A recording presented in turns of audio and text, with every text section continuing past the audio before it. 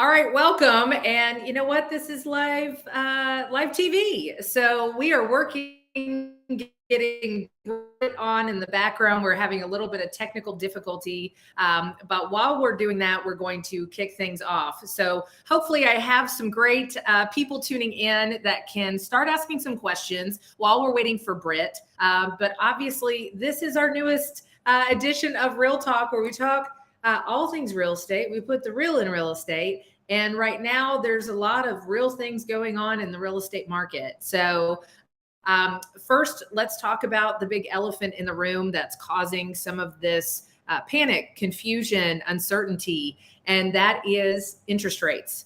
I don't know if most of you have taken a look at where the interest rates are right now, but we're somewhere between 6.5%, 6 to 6.5% on our individual property owners that are occupying their properties. That's kind of where we're ranging at the moment. So yeah, that's a big jump from those threes that everybody's been really used to. But you know what?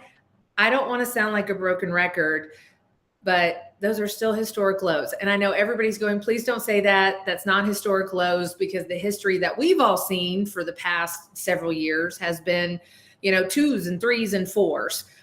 So we're going to talk about tonight, once we get Britt on, about what that looks like, why we're here, what does it mean as far as the Fed raising the rate by 0.75, how while that has an impact, it doesn't have a direct correlation to raising the interest rates necessarily on the physical rate that a consumer is able to procure right now. So that's a lot going on. We're still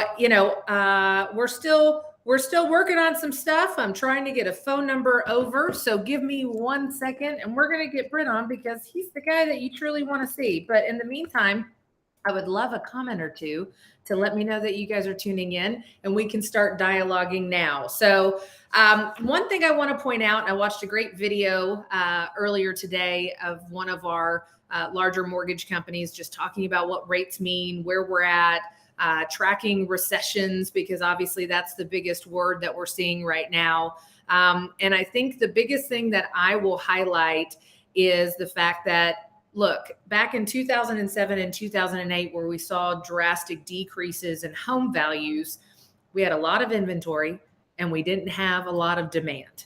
And so that's a contributing factor. Obviously, we had, this real big housing bubble across the country. But primarily in North Texas, our values weren't out of whack. It was just, the problem was all of the crash across the board impacted individual households, and then people weren't able to get out from under their homes because there was a decrease in property values. The main thing is too much inventory and not enough demand. So as I look at what we're going right now, we just had our board meeting today. And of course, on top of having technical difficulties with Britt, the chat's not showing up either. So I love that you guys are already tuning in, and I'll read some of the comments down here. But the big thing is we still have a little bit more inventory than we did last month, but we're talking about 1 month's inventory. 1 month's inventory is now what we're operating with. 6 months worth of inventory is called a stable market. So while that's a lot better than the half month's inventory that we've been operating in, 1 month's inventory still means we don't have enough inventory and we have, might I say, a crap ton of demand. So all of those things involved are going to contribute to whether or not we're going to lose home values, which I think is the real big issue here. Everybody's so scared that now the bubble's going to burst, value's going to roll back, interest rates are high, and now's not a good time to buy. So that's not, Johnny, exactly. Ginger Gill, she is an awesome manager at Ebby, and she's been saying on social media, you marry the home and not the rate. And I think you've probably seen a lot of people that have been posting that here lately. And what does that mean? You marry the home and not the rate. Look, pick the right house, just like you're supposed to pick the right partner. Okay, because that's the one you're supposed to be with till death do us part. And we also know that spouses don't always last to death, and neither do houses, because you might trade up, relocate, or do something else. But the intent is this is a long-term commitment. Okay. That rate doesn't have to be a long-term commitment. And I think that's the biggest thing that everybody needs to understand right now is that the house, that's the product that you're looking at. The rate is only a contributing factor. Talk about loan acquisition in a whole, or property acquisition in a whole. We've got different things that we're working with. We've got your interest rate. That's one. Okay. We've got what the market is bearing as far as, trends in who's paying what and negotiating for different closing costs. Title policy is one that traditionally we used to see 9 out of 10 times would fall on the seller. And that's not something that we're seeing anymore. It's definitely falling on the buyer. And on a $500,000 property, that's $3,000+ a month. So that's definitely something that, taken into consideration. We've seen option periods not being negotiated, maybe repairs not being negotiated. So all of those things go into the cost to acquire the property. Commissions, using a realtor advocate, somebody that knows what they're doing. And, that's a really big thing, but we always go to the negative. Interest rates are up. Oh my gosh, let's demonize buying a house because now it's more expensive. Is it? So if interest rates go up and then lower the aggression on what the offers are looking at, then maybe that's an advantage to a buyer right now. I will tell you, I had multiple phone calls from clients this week. Once we got somebody, got a little bit, I'm sorry, I'm trying to keep track of what's going on with the comments at the same time. And I love our back end producer, Dustin, from Metro Texas, getting the host chat right now. Hang in there. We're almost there, guys.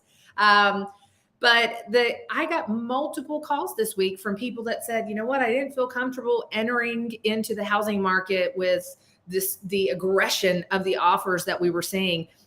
I'm okay with paying a little bit more in interest to get the house I want, to be able to compete. Because there are a lot of people that are now going to sit on the sidelines. Either they can't qualify anymore, they don't feel comfortable. That's okay. We've had people that haven't felt comfortable for the past 18 months to enter into the housing market. But I've had $3 million in calls this week from people saying, I'm okay. Let's look at the big financial picture. So the big thing I want to plug right now, one, Johnny has another plug, and that's the area meetings are back. So mymetrotex.com/events, he put that in the chat. That's a great way to get plugged into your local areas. They're now area meetings. So we have guests that are hyper local to your area. They're going to be talking about trends and what's going on in the MLS, in the housing market, all of those things. So that's also a great resource to get in there. But the thing we need to be paying attention to right now is definitely aligning yourself with fantastic affiliate partners.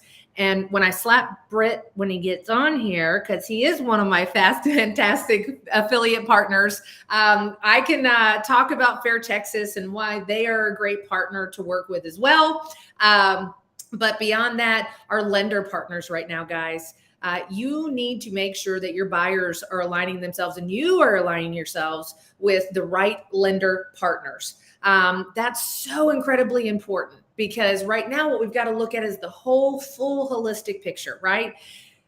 I was saying that there's different, it's debits and credits as far as the cost of acquisition of the property. So let's say you're sitting there and, okay, on a $500,000 house, because the interest rate has changed, that might be probably around $500 a month in additional interest. But let me throw this at you. What if you were able to get that $500,000 house for $500,000 instead of that $500,000 house for $550,000? Okay, that's just an example. And we are seeing things that are actually going for closer to ask price. So you get that $500,000 house for $500,000. You don't have to worry about the appraisal waiver because it's going to appraise. You're able to negotiate the seller to actually take care of the title policy. So that's a few $1,000s less in closing costs.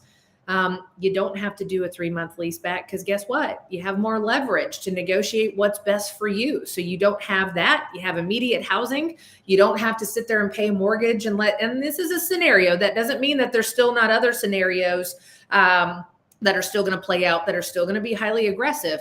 But what if you're able to sit there and have a much more cooperative win-win scenario in a transaction? Okay, you have to pay $500 more in interest right now. What if you still were able to get into that house for $50,000 less and your cash needed to close. That's the term that we use in real estate. That's included in your closing costs, your down payment, different things like that. The cash that's needed to bring to the table to acquire the property. So you turn around and you say, I'm having to pay $500 more a month for this house, but I had to pay $50,000 less to get into it.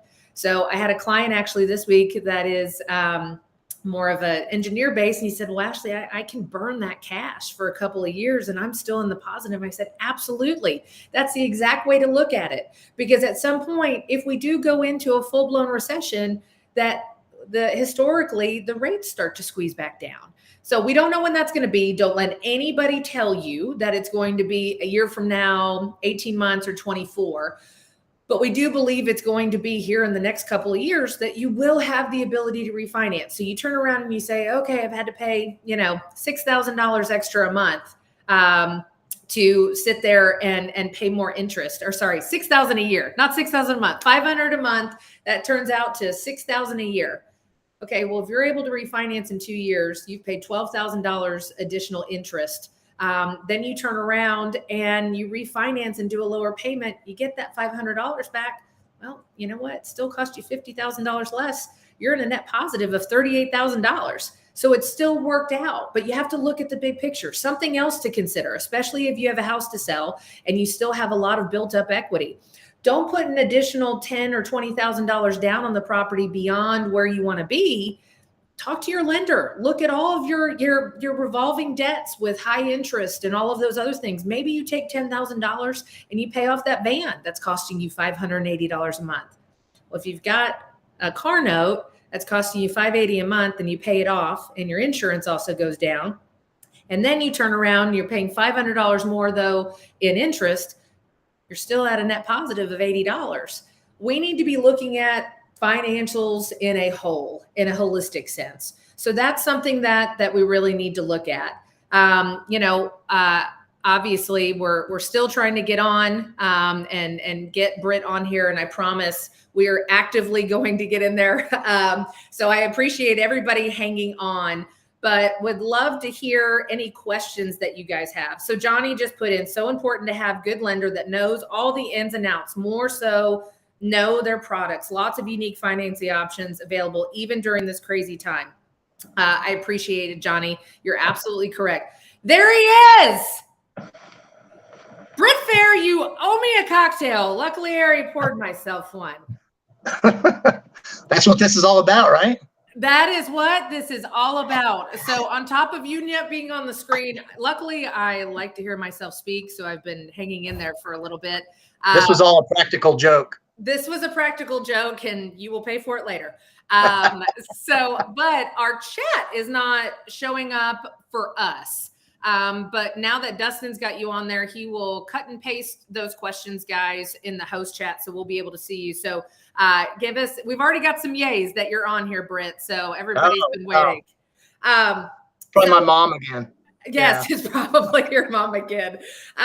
So one comment that I want to piggyback off of what I was kind of saying was, Christine Burke, yes, credit cards and cars are more expensive to carry. And what I was talking about was looking at the cost of acquiring a property in a very, holistic, approach. The monthly debt and outlay of the average homeowner is not just about the house. We have car payments and credit card debt and insurance payments and all of these other things. And let's try to figure out other things that we can do to bring down some of those liabilities with the increased interest that you're now having to pay with the interest rate. So as Sherry just said, yeah, Britt's in the building. So at least my mom's tuned in. Your mom hasn't shown up just yet. So, but Britt, let's start off with who are you and why do I even have you on here? Oh, I don't know why you have me on here, but I run a title company, Fair Texas Title, and I dabble in, I'm an amateur economist who just is a nerd and likes following economic and financial trends. That's me. Awesome. So, and I was already giving you guys a plug, but I wouldn't do it until you came on the screen, that it was more important right now to really align yourself with great affiliate partners. And you guys being one of them at Fair Texas Title, and then also how important it is to have great lenders. So that is something we need to hone in on right now. So let's go into a really good question. And Sarah Maldonado, not sure how reliable the source was, but I heard something along the lines of property records show that Zillow and the two other biggest iBuyers, Open Door Technologies and OfferPad, are selling thousands of homes to landlords backed by KKR and Company, Blackstone, Capital Management, and other large institutions. In many cases, those properties are never even listed, further squeezing markets. How is this impacting us in Texas? Are there regulations in place or caps to protect single-family home buyers? Hey, Britt, we're just going to start with a good one right out of the gate. What do you think? Well, I don't think that there are limits. I actually don't think there should be limits. I'm a free market capitalist type person, and I believe that there is. I don't know exactly how much truth to that, but I believe that there is some significant truth to that. That especially with Zillow, when they decided that they couldn't figure out why their estimates were causing them to lose so much money. Yeah, so they dumped a lot of their properties, in big chunks like that. And so I don't know that Open Door is doing that, or OfferPad, but I know Zillow did. And clearly these big investor types, the BlackRocks and whoever, I mean, they're here to stay. Blackstone, who all of them, they're all here to stay, as far as just these financial institutions or funds of money are here. They see single family rentals as good cash flow and good income and profit. And so they're here to stay. And so I don't believe that there are any caps, and that has already impacted our market really over the last decade. When you think about coming out of the 2008 the Great Recession from 2008, that was one of the big things that came out of the recovery was the recovery was spurred on by those types of buyers. We actually liked those kinds of buyers back then. And all of a sudden we're wondering, hey, is it such a good thing? And that's the thing. They've been around. It's just they were disguised as different things. We buy ugly houses, or we buy houses for cash.com.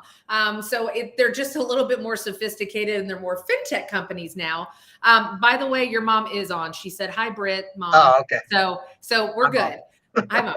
Yes. But I think what we need to talk about and kind of give an asterisk on that part, though, is that we can demonize it, that it's creating an issue with first-time home buyers being able to obtain that more entry-level product.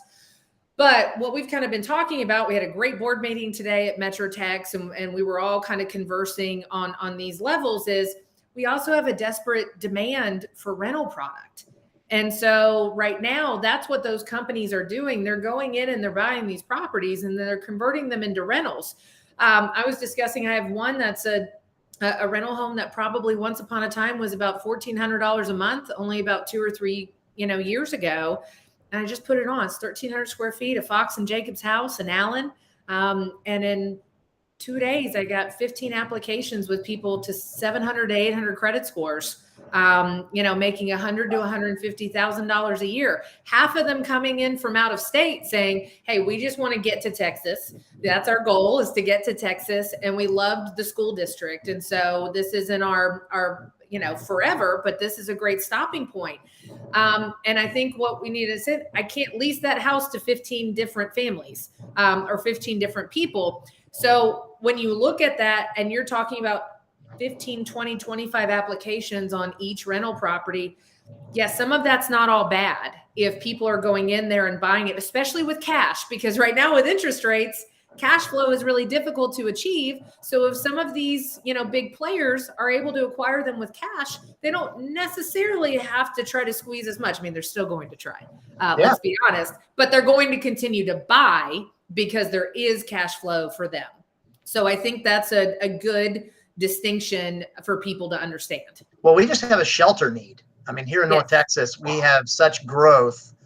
You hear of companies moving here, and we certainly, our population growth has been really strong. I mean, we're the #1 metro in both of those categories over the last few years. And so, we need shelter, right?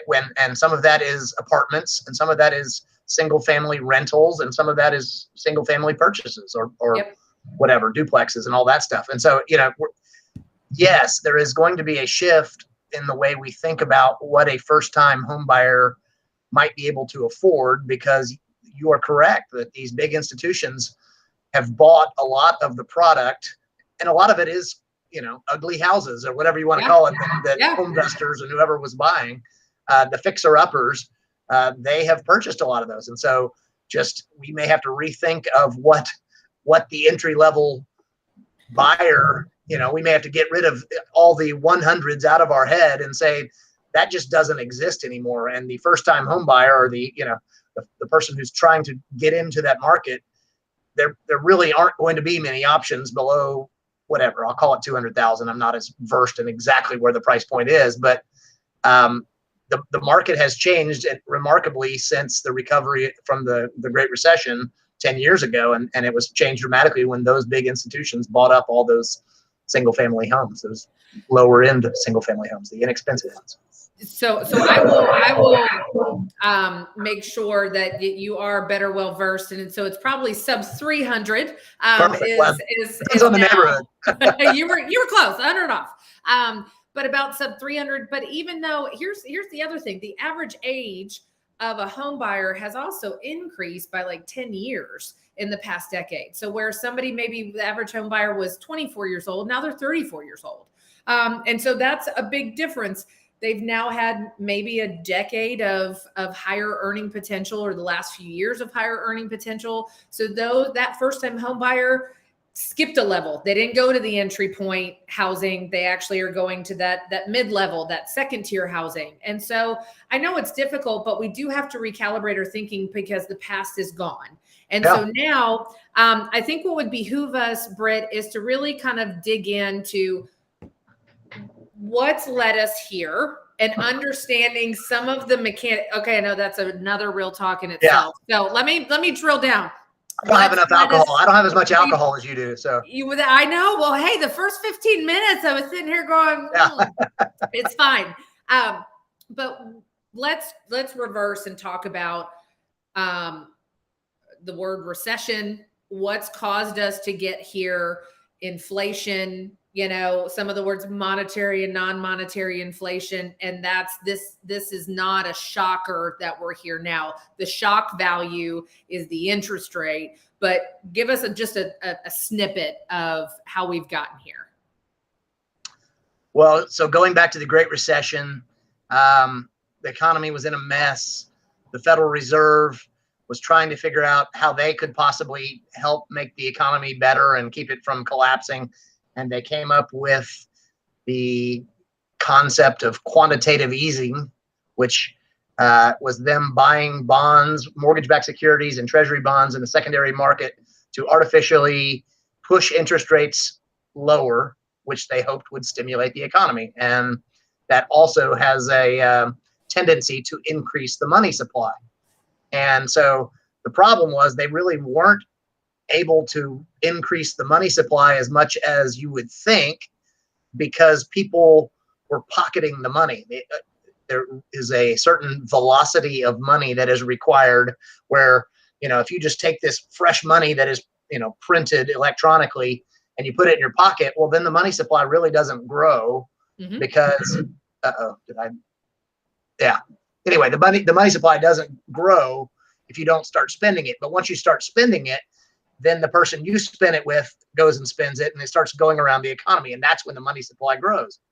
And so they were pumping all this potential increase in money into the economy for basically the last decade. And we didn't get a huge increase in the money supply because people weren't really spending it like crazy. And then all of a sudden, during the pandemic, we added to that by putting additional stimulus money into people's pockets, and people all of a sudden started spending it. So there was this huge spike in demand, and think of the Fed's quantitative easing as like kindling that was just waiting to spark. And once the money started going around, the money supply expanded. And while you had that going on, you had at the exact same time the crimping of supply. And so you have demand increasing and supply decreasing. So that's why you got all of a sudden inflation jumping from, around the 2% target to 8.5%. And so that's where we are. So that is a very appropriate response and a high level response. And I appreciate that. And I think so that's the market response of here's what we did. Like you said, a self-professed, economy nerd, and you love that stuff and everything. Now on the housing side, it's okay if there's an influx of sneakers or not enough sneakers on the market. Housing was something, obviously, when we went into 2020 into a lockdown scenario, that was the most important thing. And everybody reevaluated the fact that, do I like my house? Do I like where I'm living? Do I want to live in an apartment? And so it recalibrated everybody's thinking. And we discussed this, that now the home, it could have at least 4 potential uses. It's the shelter over your head. It's the office for most people now. It's the school for some. And it's the entertainment value. So many of the people that I've worked with for the last, 2 years have said, no, I'm not doing that again. That was awful. I had my husband in one room, my kids in another. I want to make sure if I ever have to do something like that again, I think there's a fear, an innate fear too, at the same time, that I want to make sure that I have proper utility in my home, no matter what happens.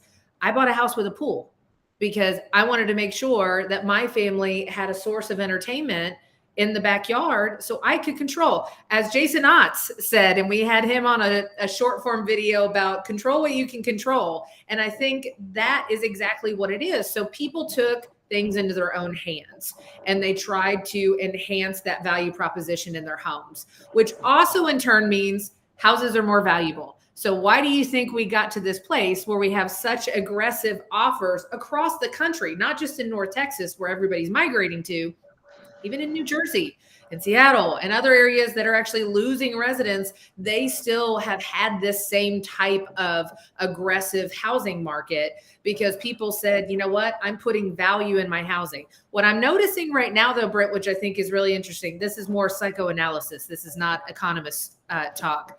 So we're talking about how important housing is. I'm going to start throwing stupid money at it, right? Because no matter what, I'm getting this house. Interest rates rise uncomfortably so. And everybody goes, whoa. Maybe I don't want to buy a house right now. And that's, I think, from a seasoned agent and a lot of us that are talking, we're going, wait a second. You were willing to throw $100,000 at that same house, but because you now have to pay $500 to $700 more in interest on a monthly basis, you're not willing to do it. I think it's a psychological thing that we brainwash people with. They've gotten very comfortable with rates in the 2s, 3s, and 4s for several years. Well, those rates, were obviously another stimulus factor, though, right? I mean, it's like, even if, especially, you have people buying second and third houses, right? Lake house or a mountains house, or I don't know.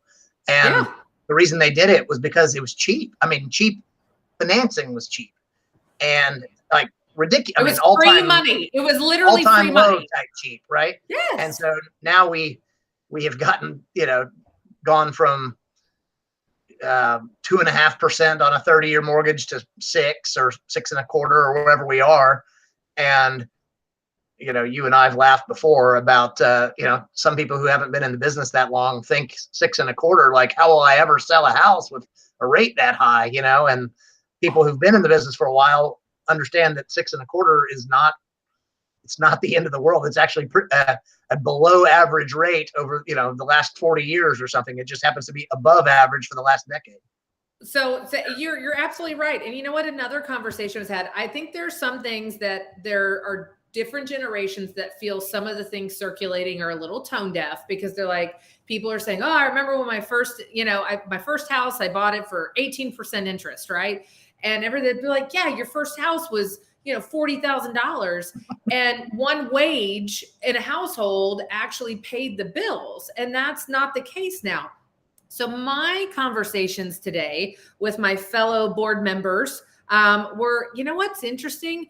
Everybody wants to talk about what the house price was and the interest rate. Oh, and that was great though, because we didn't have all that.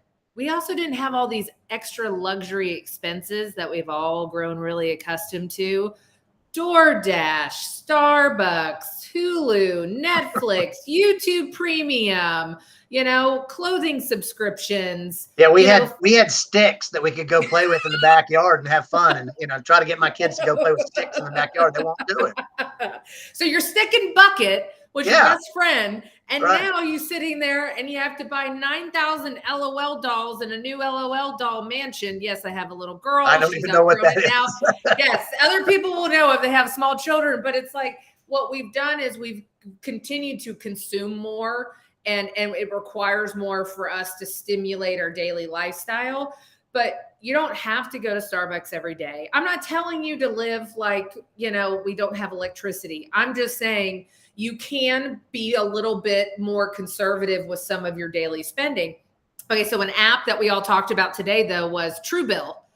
And it's one that we started using in our household a few months ago. And what it is it consolidates all your accounts so you can see where your spending is and give you a more, breakdown approach. You put all your stuff in there and and it's great, and actually shows you on a monthly basis. It's not just a spreadsheet. It shows you where the money's going. It also shows you an easy way to cancel a subscription. There's a lot of people that don't even know they have recurring subscriptions on a monthly basis, because it's so easy to say, I'll sign up for that free trial, and then it's $3.99 a month after that, and you don't even realize it.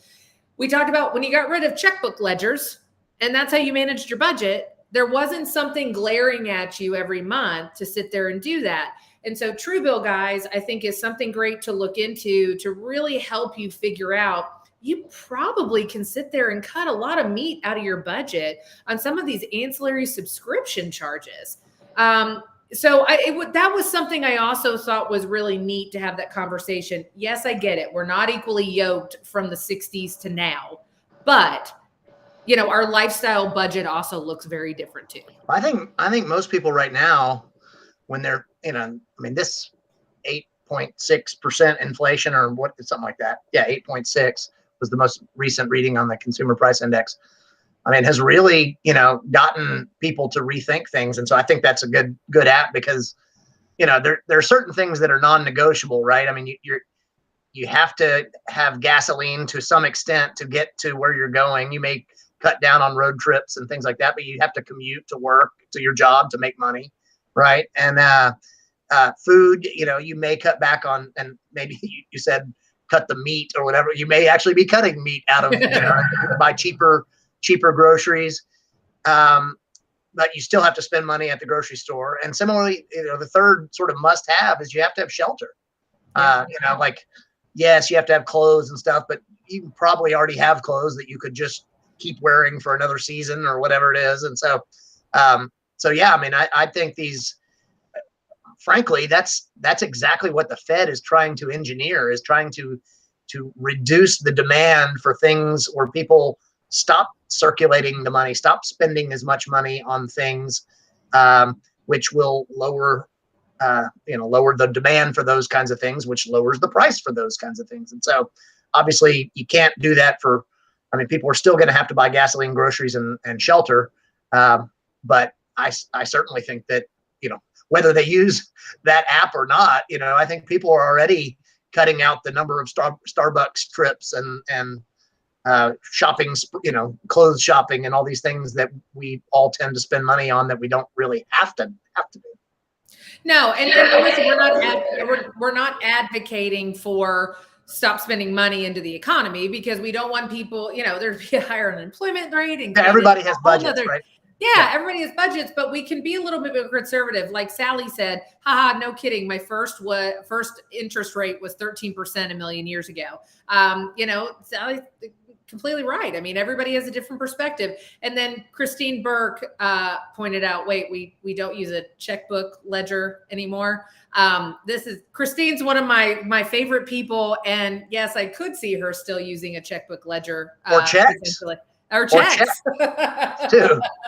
No, but you know what it was? It was accountability. And it was something that you were taught and you understand how to use. Somebody else said today, we also did our own taxes. We curated our own receipts and categorized them and did those type of things. And so you had kind of like that mirror effect of, ooh, I probably shouldn't be spending that much money. And what has happened is out of sight, out of mind.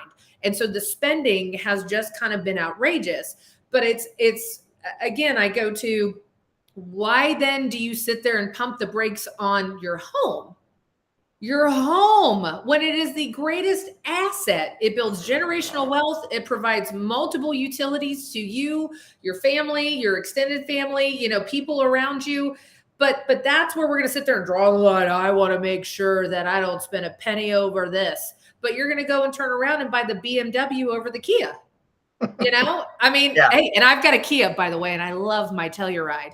But that was my thing, was I could literally, for $50,000, I get luxury. I'm in my car every day, all day. I've got cooling seats, which is really important right now. I had all the things that were important to me, but to get those same things in another one, I'd have to pay $80,000 for a similar vehicle.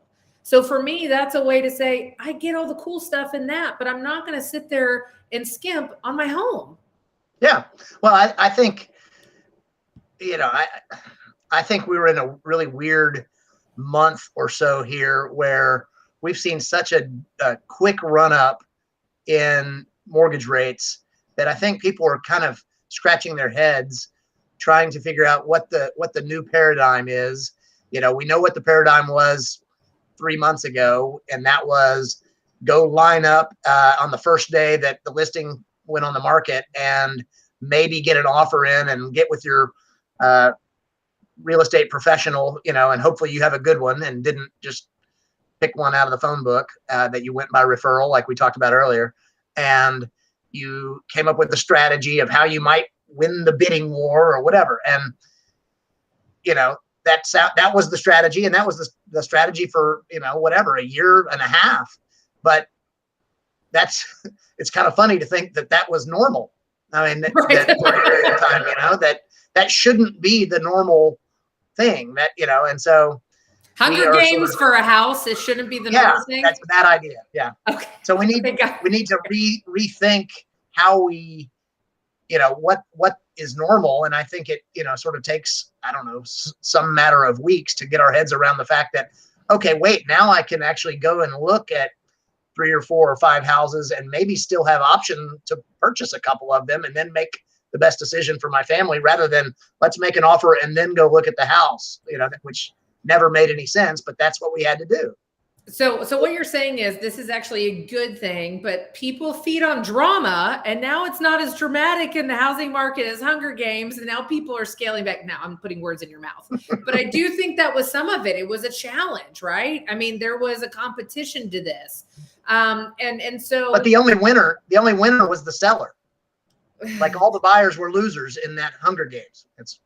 This is true to an extent, except for the fact that I will tell you, a good agent made sure that even in this aggressive housing market, they made sure it fit the majority of their needs, that budgetarily this was something that they could still afford, and that they would be happy at this price point. When I gut checked my clients, when we made some aggressive terms or offers, I would look at them in the face and say, are you going to regret this decision 3 months from now? You really need to have that conversation in private without me in front of you.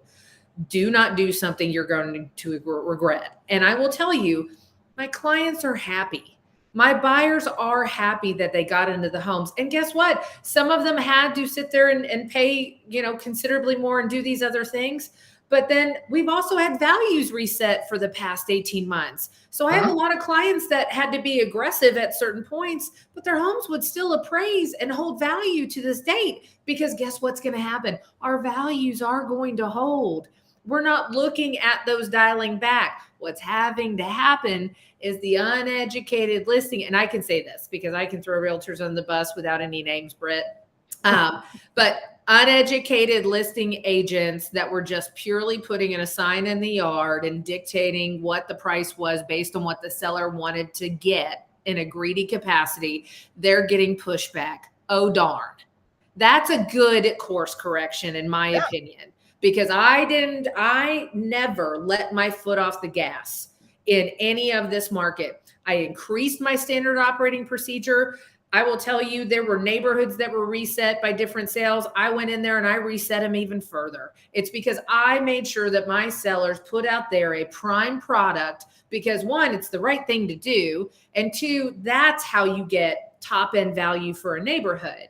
And so those are the things that, guess what, agents are going to have to work a little harder now. And those are the ones that are sitting on the market, not the houses that were priced appropriately and were market ready. The houses that are sitting here right now are the ones where they got greedy and the lazy was agent, or the agent was lazy. Yeah. Well, I think the key is those people are going to be happy if the value is retained. The value of the home is supported by, and doesn't drop 20%. Right. And so I think that becomes the fundamental question here is, and you can see across the board various prognostications about what's going to happen with home prices. Oh my gosh, the interest rates have risen. So here's what it costs for these buyers. It's going to cost more. You got to, if you want that house, you got to pay a whole lot more per month, like you were talking about a minute ago. And, I just don't see house prices falling in North Texas anyway. Yes, rising interest rates do create downward pressure on houses, but if we knock out half the potential buyers, like they're no longer qualified to purchase that house, well, there were 20 people bidding for the house before, so now we've knocked it down to 10. And we have so many people moving here to North Texas, and the other thing, inflation is a real issue, and when you think of asset classes and places to put your money, there are some places you just don't want to be, like bonds in an inflationary environment. You don't want to be in cash. You don't want to be in bonds. Really probably don't want to be in stocks. And, there's at least a slight hedge by owning an asset like a house. A tangible asset. Yeah. It's not a perfect hedge, but it at least is a hedge against some of the inflation. So for that reason, I agree with you that those people that you shepherded to the winning bid, as long as it wasn't so ridiculously far over everybody else, if it was at whatever the market value was for that day, I don't really think that the values are going to be falling here in North Texas. I think it's flattening out, but long term, I think values are going to continue rising. They may be pausing for a month or two while we get our arms around what this new paradigm is, but the people haven't stopped coming here, and actually the builders have slowed down a little bit. So there's even, the people that are coming here are further outstripping the new supply of homes. And so back to the question of, they need shelter. They have to have a place to live, whether it's a rental or a purchase. And so that is going to support the values in the long run for our homes here in North Texas. So again, going back to, you can either be multiple offers in a rental situation, or you can multiple offers in a home purchasing situation. And what I will tell you, and that was very interesting, there was one couple that applied on that rental home that I was referencing, and they were in another rental home for a full year at $2,300, the same price point, $2,300 a month for the past year. And I was like, well, why are they moving, to this one? And I looked up the address because the landlord wanted to relist at $2,800 a month. Because guess what? There's no tax protection on the increase of taxable value on investment property. That has to do with apartments and single family homes. I think people think in apartments that you're unscathed because it's different. It's not. It's a commercial asset. Yeah, you're paying the property taxes and whatnot either way. It's just you're paying it through a rent rather than through a check at the end of the year. 100%. And so that's what's happening. And so still, for people to educate them and say, I understand if you can no longer qualify, that's a completely different conversation. But if somebody can still qualify to purchase, maybe it's not their dream home. Do you think they're going to obtain their dream rental? Is that really where they're going to want to live the next 1, 2, 3 years? But if they can turn around and find a respectable home that's good for them in the moment and is relatable to the area that they wanted to be in or the utility they need for their everyday needs, guess what? They are building equity day one in that house, because what you were saying is North Texas specifically is probably going to be recession proof from as much as feeling the impact, especially on the housing market. Our net migration from all over the country, it is Florida and Texas that are receiving the net migration from other states. And so that's something we have to think about as well. But I would much rather go and purchase a property that I know I'm building equity. I also have control over whether or not that roof is over my head, because a landlord can't price me out of it. And then I can say the market is stabilized, values haven't decreased, but I am getting more traditionally now, maybe that 6% growth that we used to see on a higher end of appreciative values, in certain areas. So it's still hedging your bets, people, of giving you quality housing, consistent housing for the next few years. And that gets you in the market. Barbara Cochran, who's the Shark Tank, the short blonde haired lady who's the real estate mogul in New York, that's what she said. Buy it wherever you can. Get in the real estate game, because at some point we run out of dirt, people. So just get into the game, find something that works for you right now. It doesn't have to be a forever. So let's go to, okay. Mr. Calhoun said, are we still seeing bidding wars? We absolutely are. But the difference with that is it's prime market ready product in areas that there is still a great demand. And there's a great demand all over North Texas. Britt, we had Bill Head, who is in our manager in our communications department. And he was, he does reports on the Texas A&M Real Estate Center statistics and all of these other things. And he was talking about for the month of May, which I know that's still lagging, but we started seeing things wane in the month of May, that the areas in our MLS system, which there are a bajillion cities that we cover here in our MLS system, there were like 6. And I think all 6 of those, no one does business in. Azle was the only one that we all recognized that was under 110% of asking price of sold price for May. So every other county and city was somewhere in that. And I might have overspoken. That might have been over 100. But then we had all of our major players were still in like the 110 to 113% of asking price on the sold price.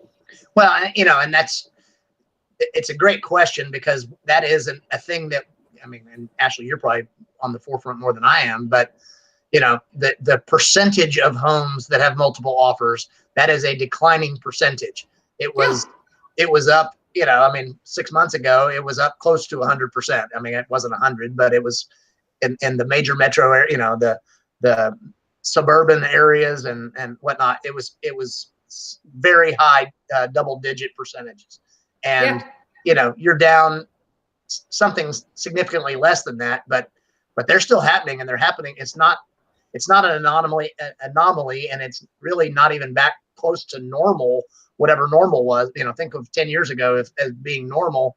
You had a bidding war, 1 or 2% of the time. It wasn't that common. Or it was 5,000 over ask if there were multiple offers, right? Yeah. Your terms are what got you in there. Having a strong lender, strong qualifications, the way the offer was written, you had a credible agent on the other side, the things that we normally had in our toolkit, right? Yeah. And it was just price. Well, it wasn't just price. For the agents that are in the industry, we know that wasn't the case. But so I think we're just getting a little bit more stable. But again, I want to go to, you weren't on yet. I'm going to remind you of that. But I was talking about, the fact that we went from maybe a half a month supply to now we're at a month supply. Britt, is that a stable housing market from the economist side? Well, the experts tend to think that approximately 6 months of inventory is at equilibrium, maybe 4 to 6. I don't know, but it's significantly higher than the 1 month of inventory that we're seeing or 1.5 or whatever it's moving to now. So it's still a seller's market, and has a long way to go to get. I mean, I want it to go up. Frankly, Yeah.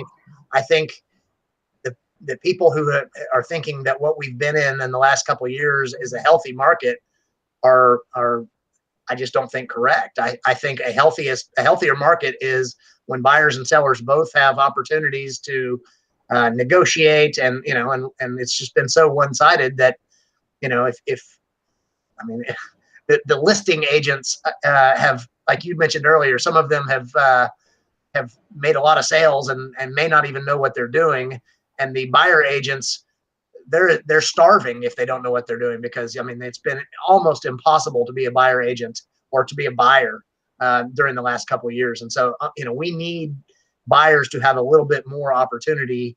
And the good news, like I said, is that we're trending in the right direction.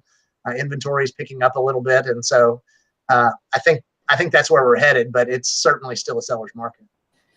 No, you're absolutely right. And that's something that people need to understand. And as far as what we mean by a month's supply or 6 months supply, that means with the current demand that we have and the current inventory that we have, how long could we sustain? And that means if no new listings came aboard, how many months would it take to eat up all the current supply?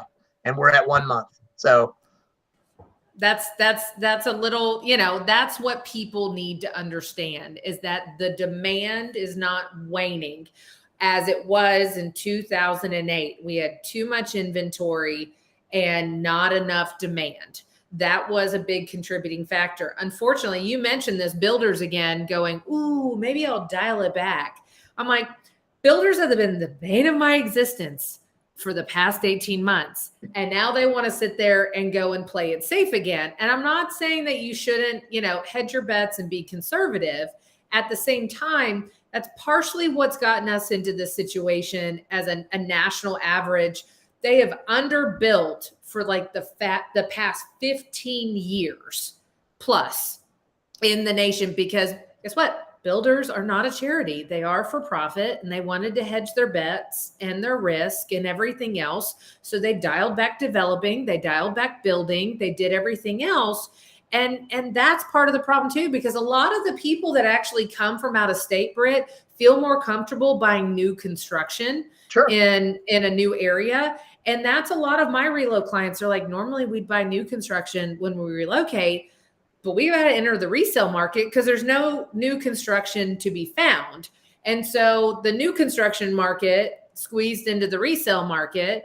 And now we have builders coming back and being like, hey, you remember me? I know we told you that we wouldn't let you do anything, and we would hold you hostage, and we wouldn't give you any definitives, and we would raise the price, and we do all these other things. But now we're offering closing costs, and now we're offering this. And it is a quite abusive cycle that we've put ourselves in. So, that's why we do have really great talks with like the Dallas Builders Association and other people, because we have to do a little bit better of making sure that this is not a self-fulfilling prophecy over and over again, that when things slow down just a little bit, I don't know about you, but I was always taught, my dad taught me, he was like, hey, if it's raining outside and you slip on a road and all of a sudden, you start spinning out of control, don't automatically jerk the wheel the other way. You're going to crash. Slowly, like, dig in to where you're skidding. And that's basically where we are right now, a controlled skid. Like, just drill down. Don't course correct to the other side, or we're all going to crash. As long as we're going with fatherly advice, my dad said something one time about home builders that I didn't really understand it at first, and it took me a little while. But he said, "Don't worry, greed will prevail." And I was like, what does that even mean? Like, is that a good thing? Is that a bad thing? And what I realized it meant, and it really applies in this situation, is that these home builders are in the for-profit business, right? And if they dial it back, well, somebody who, is maybe more adventurous and risk-loving, but also potentially going to be rewarded handsomely, might say, you know what, this is my time to start building even more when other people are cutting back. And so, there has to be a profit motive in there for builders. And again, builders have been doing fine, but I mean, you and I both know home builders who were building back in the aughts who are not home builders anymore, who got run out of business because they were all building too many homes. And so I understand why builders have to be conservative, because we saw what happens when home builders get too far out over their skis. And I'm going to give you the other side of that, Britt. There were also some others that really misbehaved in the early 2000s, and realtors have really long-term memories, and we'll tell our clients, yes, we should. And so those are some of the things too. We have 5 minutes left, and I do want to recognize Jacqueline Ray. She was talking about property management and home sales. And so she works in property management, has 6 listings. I've seen definite shift in the last 4 weeks in Frisco. 4 weeks ago, 3 listings went for over 100,000 over ask. Now 4 properties have been on the market for over 25 days and have had price reductions. That is something to be considered. What I will tell you is, and I work heavily in Collin County as well. We did get a little greedy in certain pockets. And I think the aggressive nature and where something would close out, and then we thought that reset the asking price. No, it didn't reset the asking price. That's where somebody deemed the market value of that house was. Then the seller thinks that that's where I'm going to list because my neighbor just closed out at that price. Now then I want $50,000 over that. I'm going to get $50,000 over that. And so what's happened now is buyers have been conditioned to think that's what the expectation is of the seller, right? And so pricing is really the biggest thing that I can implore agents really drill down on right now. I had one that listed 2 weeks ago, Friday, and it was in McKinney and Frisco ISD. And we actually didn't go on the market till Friday. I looked at everything Thursday night and I was like, okay, here's where I think we are. And my client was like, do you really think this is the right price point? I said, yes, I think we're going to be at 524. And I think we'll probably end up at 550. And, great house. I mean, 4 bedrooms, 3.5 baths, a study, a media, a game room, a 10 by 35 foot patio, McKinney, Frisco ISD, all these other things. But, and we freshly painted the entire house in agreeable gray, which is the most, trendy paint color that you can do. All the doors, all the frames, everything else, new carpet. But I already felt that people were pushing back at non-market ready product. At that time, there were 15 other houses that people could see from 450 to 650. For 10 days, we were the only one that went under contract. And then from there, we still got over asking. It took a couple of days to get those offers in place. And it wasn't, I would have thought I would have gotten 15 and I got 4. And you know what? It only takes 1. And I think that's what we need to reset our expectations and talk to our sellers that, hey, we're okay. And you did do the right thing when you asked, do I really need to paint? And I said, yeah, you really need to get this house ready. And we still need to fully stage it, which is what I did. So agents right now, you need to dig in. And if you don't have the professional capacity, because this isn't something you've done before, this is a new market, reach out to other agents that can mentor you, your broker, your manager, somebody else, and say, you know what, I need help. Don't just go out there blind. We need to be advocating our sellers more appropriately. Well, I would go one step further and say, 5 years ago, before a lot of the craziness over the last few years, but if you had told me, oh, I got an offer on day 1, I would have said, well, you priced it too low. Like you shouldn't, you didn't get enough people to look at your property. You took the first offer. And that's the other thing is like, these people who are, if they're going to get disappointed that they put it on the market on a Friday and they don't have a contract by Sunday. And so therefore, oh, my agent's no good, or, it's like, we need to understand that's not a normal market. And we need to condition that our sellers to understand that it's a normal market, takes oftentimes weeks to get it actually sold and to get it, the entire potential audience to come see it and eventually make an offer. So again, you're not a bad agent if a bad listing agent if you don't get an offer on day 1, right? I mean, that's going to be the new, or we're going back to that as the normal, which has not been normal over the last 2 years. You mean, Britt, that it might take somebody a couple of days to figure out if they want to spend hundreds of thousands of dollars on something? Unbelievable, isn't it? Yeah, we're incredulous. Okay, so we started a few minutes late. Britt, if you're willing, give me about 5 more minutes and go over a couple Sorry. Yeah, more things. absolutely. No, it's my Okay. bad. No, you're good. It's things that I want to give people some talking points and some things that they can leave tonight and feel just a little bit more confident and assured. And one of the things is the DFW, economy as a whole. We've talked about Texas, but you even said, Houston's more export oil dependent, other things like that. We've got Austin that's tech dependent, and there's some different things that might feel a squeeze if we are in a recession. But as far as DFW, I mean, we're in a really different place. And so much so, I mean, I don't know if anybody saw, but we got Caterpillar from Illinois. We have more Fortune 500 companies in our state than anywhere else. And our net migration, especially to North Texas from other areas, is huge and in a positive position. So talk about that just for a couple of minutes. Well, so let me set the national expectation. I think we are nationally going to have a recession, and what that means is just 2 straight quarters of declining activity, right? Declining purchases of goods and services, and we may actually be in the final 2 weeks. By the first quarter of this year was actually declining GDP from the fourth quarter of last year, and we're teetering on whether this is going to be a positive or negative quarter. So we actually may be 6 months into a recession already nationally.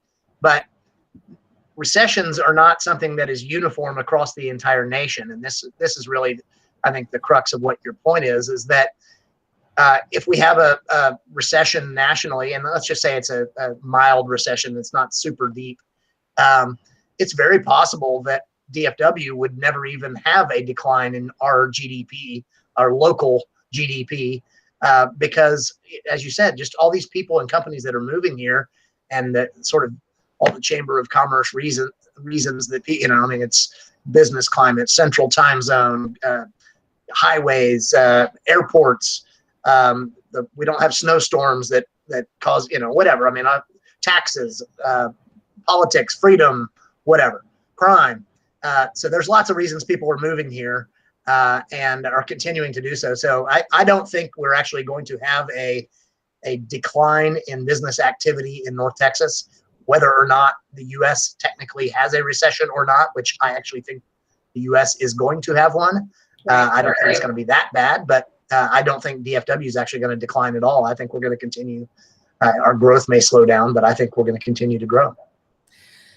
No, and I think you're absolutely right. I've got a relocation client that's literally on their way here from Indianapolis as we speak, and they'll be getting here this evening, closing on a house in West Allen tomorrow. And his comment to me when he came a couple of different trips over the past couple of months was, "Oh my gosh, your infrastructure. Oh my gosh, look how much retail opportunity you have and all of these other things." And he said, it's nice. He's like, I thought everything was bigger in Texas. My house in Texas is newer and bigger than I'm going to be able to buy here. Or my house in Indianapolis is newer and bigger. But the flip of that is he said, but you work for one company where I come from.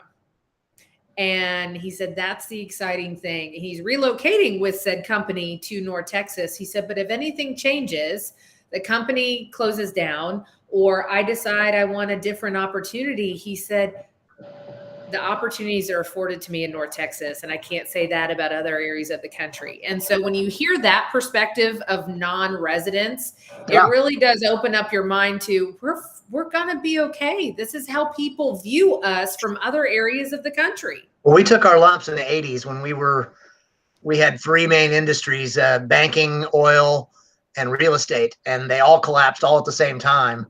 And so the diversification into things like technology and insurance and logistics and all these other areas that have all grown and at the expense of maybe banking, real estate, and oil. Now we're very diversified, and so I agree. I mean, if you're an accountant at some firm in Indiana or wherever you said, and that firm shuts down, well, it may be harder to latch on. Whereas there are always companies here in North Texas that are needing accounting people or needing finance people or, needing sales people. So I think that there's just a lot of opportunity here, and that's going to continue to be the case.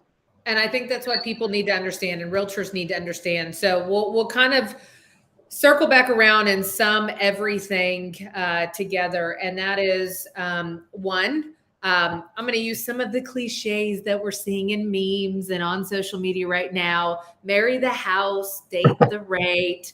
It's not my, I know it's not my favorite. It's not my favorite one, but it's a good analogy that the house is your long-term commitment. The rate doesn't have to be, right?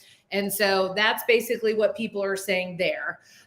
Historically, we're still at historic lows. People, used to buy homes at 10, 13, 18% interest. And I understand that the monthly household budget looked really different, but you got really good apps out there now. You might not use a checkbook ledger to keep yourself accountably in check, but Truebill was one of the things that I had talked about. And Chastity Hilton actually even commented, she's educating her clients right now about don't eat out as much. Stop spending those things. You need to start being wise about saving that credible down payment over time. And these are the ways that you can do it. I know that sounds really ridiculous, but you can cook at home. You don't have to spend $12 for a fast food meal. We can look at these things. We have to get a better viewpoint of our monthly household outlay. Our mortgage or our rent payment is only one portion. Our car payment, our credit cards, our subscriptions. I mean, you didn't have subscriptions 20 years ago, maybe to a magazine. So I think it's things of that nature that we need to be talking about, aligning yourself with good affiliate partners, good title companies that can sit there and help you work through the nuances of what you're seeing, having great assets like you, Britt, where they can provide education to their agents, their realtors, and their offices about what's truly going on. We don't need to talk about the sky falling. Or realtors. I mean, realtors who win awards for advocating for our industry, like you, Ashley. I think I saw today that you won a big award. And so I just wanted to congratulate you and thank you for your support of our industry and for your clients. Well, I appreciate that. That was a big surprise. And I did. It was. You're not going to toot your own horn, so I'm going to toot it.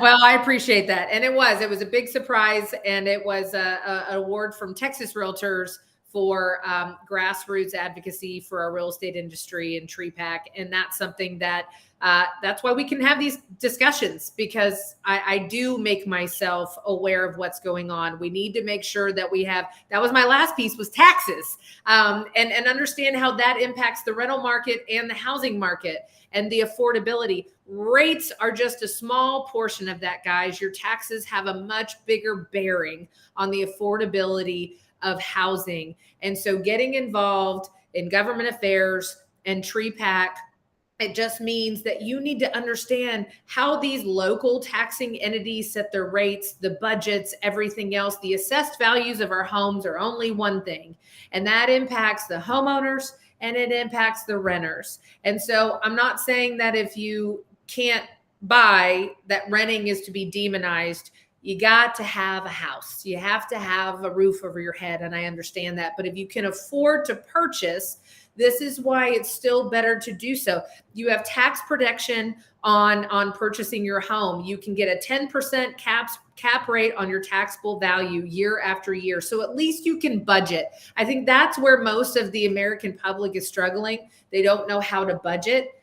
And so for me, I had my reset year this year. I know my taxable value can only go up by 10% next year because it's my homestead. And so I can budget accordingly, that I know I'm probably going to go up 10% next year. And that's going to be about $80 a month on my mortgage payment. But I referenced that tenant who was leasing for $2,300 a month last year for the whole year. The landlord raised it to $2,800. And I bet you it's because it makes it hard to budget when you're talking about $500 a month, which is $6,000 a year. So $800 a year for being a homeowner, or $6,000 a year for being a renter. And I'm not saying that renting is still not something that you can't do. I'm just saying that budgeting and knowing those expectations are so crucially important. So yes, I was really proud to get that award today. And that's what all need to do is continue to advocate to get people up to the homeownership part, because that's what builds generational wealth and stability. And ultimately, there's no better investment than earth. So, Britt, I appreciate you so much. I'm going to give you one sign-off statement. What do you want to leave the people with? Don't be scared of the word recession. By definition, it's just a decline, and there could be many very shallow recessions. And frankly, we are not going to participate in said recession here in North Texas. Amen, Britt. Well, I appreciate you, and we will have you on again probably very soon once Awesome. we let the dust settle a little bit and recalibrate where we are in the next couple of months. But we appreciate you guys. Thank you for tuning in, all your comments and your viewership, and we will see you next time.